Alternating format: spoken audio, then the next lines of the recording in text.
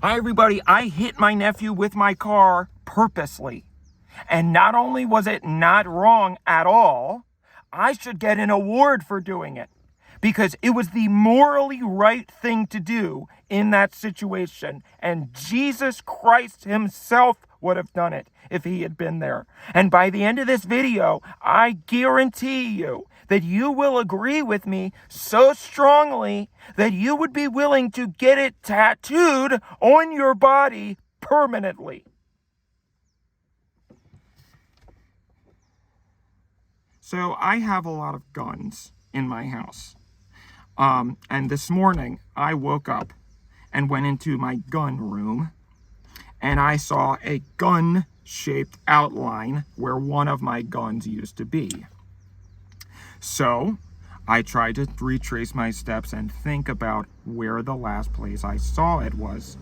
That particular gun, which was a AR-15, I had last seen the night before because my nephew had asked me if he could shoot it in the backyard. And I said, of course you can. You know, my nephew is paralyzed, and so he doesn't really get to enjoy a lot of things. And I get a lot of enjoyment out of guns because I think, you know, I'm not a Second Amendment guy. And honestly, I do think that they should ban assault rifles, but they are fun, you know. So I have a few. So I said, of course, Augustus Gloop. Why not? That's what I call my nephew affectionately, because he reminds me of Augustus Gloop and Willy Wonka. Well, he reminded me, I guess. It's so weird. I keep doing that. It feels like he's okay. Anyway, I said sure, yeah. So we went in the backyard, and he was asking me all how to use it, and I really didn't think anything of it at the time. You know, I just figured he was kind of. Well, I'm not a doctor. I don't want to make any diagnoses. But I, you know, said, okay, that was cool. You know, let's go in and have dinner and whatever. And I forgot about it. But I thought I had remembered putting it back after that. So I said, well, maybe, you know, Augustus, I don't know, after I put it back, he got it back out again and wanted to play with it some more. So I went into his room and I found his diary. And, you know, I don't know. I mean, I guess I'm kind of nosy. You know, I thought it would be interesting to read. I don't know. Can you shut up? Oh, thank you. Wow. Thank you. Can't remember what I was talking about. Now there's a jackhammer.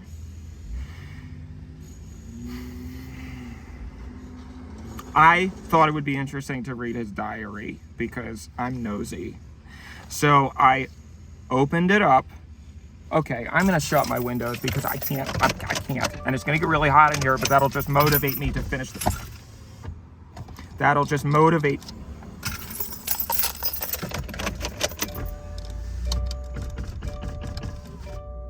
That'll motivate me to finish the story quicker. So I thought it would be interesting to read his diary. So I opened it up to the most recent page. And I saw that he had written, "Today is the day," and nothing else. So I said, well, I wonder what he was doing today. You know, maybe he had a doctor's appointment or something that I didn't know about. So I went over to his calendar that he had written. He had hanging on the wall, and on today's date, he had just put a skull and crossbones. So I was like, that's odd, you know? So I went downstairs, and I forgot about it. Then, my sister called me because she was at work, and she said that Augustus had just left him a very strange, Freudian slip. Augustus had just left her a very, very concerning voicemail that was 30 minutes long. I don't know if they let you. That's what she said. She has the tendency to embellish things, so I highly doubt that it was actually 30 minutes. And I said, oh, okay, so what, who cares? Why are you calling me about this? And she said, well, I was wondering if you had gotten anything from him, because I was very concerned about what he said in the voicemail. And I was like, just come out and say it. What are you worried about? And she was very, very flustered. She was anxious. So it was very difficult to get, to get the words out of her that made sense. And so then I was like, well, I don't know. I haven't checked my phone, but let me see. So I opened my phone and I saw that I had an email from Augustus Gloop, his real name, obviously. So I opened it up. And he had sent me nothing in the subject line, just a PDF document that was called Why I Had to Do What Had to Be Done. And so I said, well, I mean, I guess, he sometimes he would ask me to give him notes on screenplays and things. So I just assumed that it was, one of his little writing projects. And so I said, well, he sent me some stupid script or something. So, and then she said, no, you should read that because you just read it and then tell me what you think. And I said, listen, everybody is always asking me to give them notes on their script. Everybody thinks because I have a bunch of followers that I'm going to be able to get them in the entertainment industry. And I am not that powerful. I can't even get myself in the entertainment industry. So I really appreciate the fact that Augustus wants to become a writer, but he needs to be confident enough in himself to say, when people tell him and give him notes on his writing, he needs to be able to say, what the hell do you know? I am confident in my work enough to say that it stands on its own merits and I don't care about what you think. And she said, that's not what I'm talking about.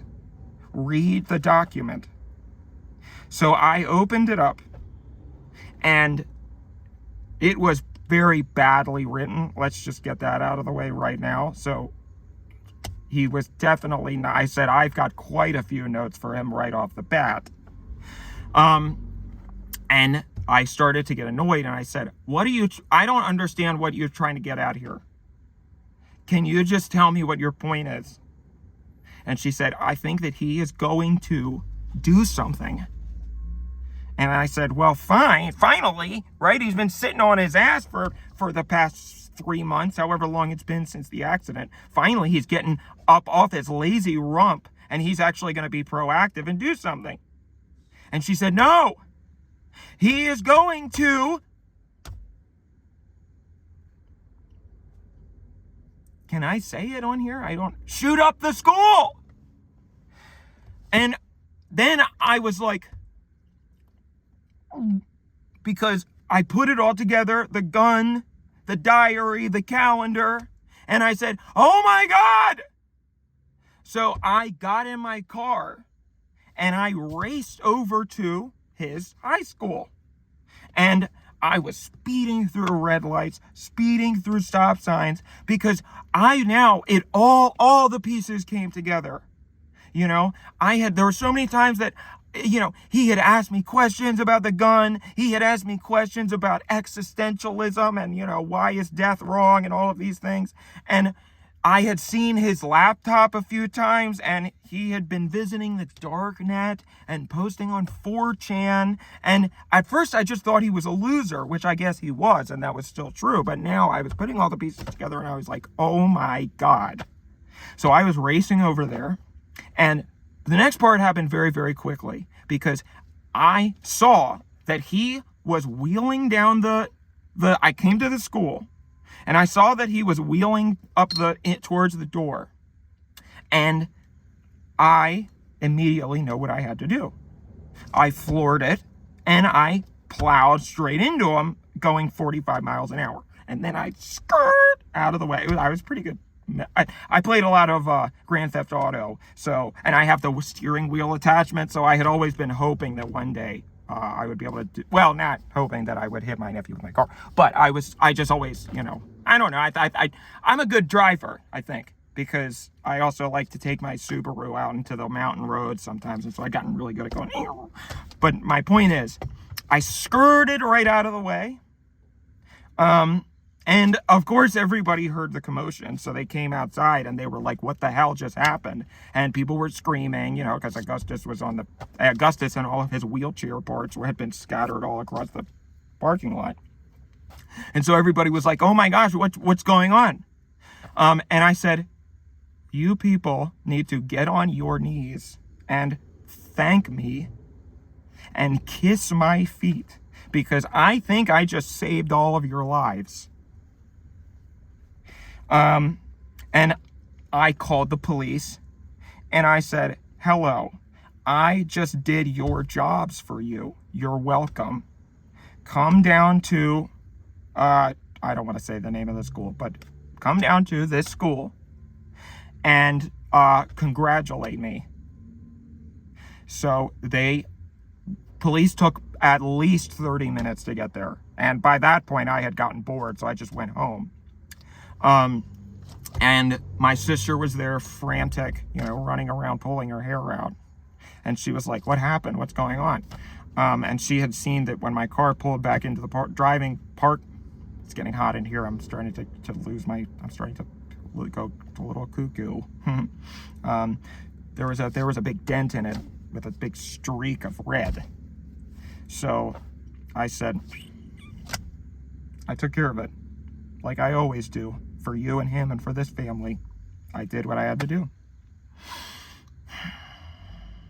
And she was completely,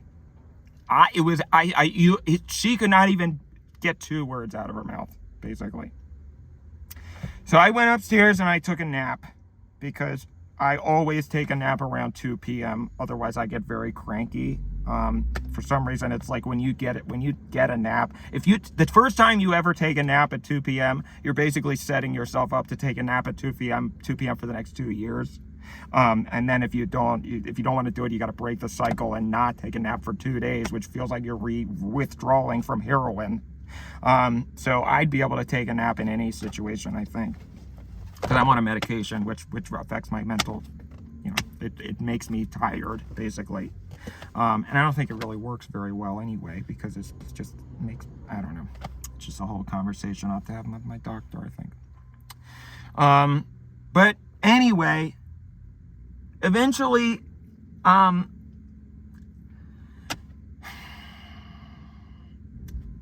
found my gun in my car. So I don't know what he was planning to do. I'm pretty sure that I was right. But I don't know so maybe he was going to he probably didn't want to use that one, because then I would have noticed that it was missing and all this sorts of things. I don't know. Like I said, when something like this happens, you can debate all day long, you know, shoulda, coulda, woulda, what could I have done differently, you know, all this stuff. But at the end of the day, you just have to be strong in your convictions. It's getting very hot in here. Sorry. So I got to wrap it up. You just have to be strong in your convictions, and you have to choose. You have to do what you think is right in the moment, and then trust that your character is such that it was the right decision. So I have no regrets at all. Worst case scenario, he wasn't actually going to do that, but he was just going to be miserable for the rest of his life and a miserable loser who was bad at writing. And he was going to take it out on everybody else. So I had even been kind of considering, I know that I saw that in Canada, they let you euthanize people. You know, if their life sucks so bad, they can euthanize them. And so I had brought that up to my sister a couple of times and said, you know, let's go to, and then we can get some Tim Hortons after. Tim Hortons is a Canadian coffee shop. Okay, bye-bye.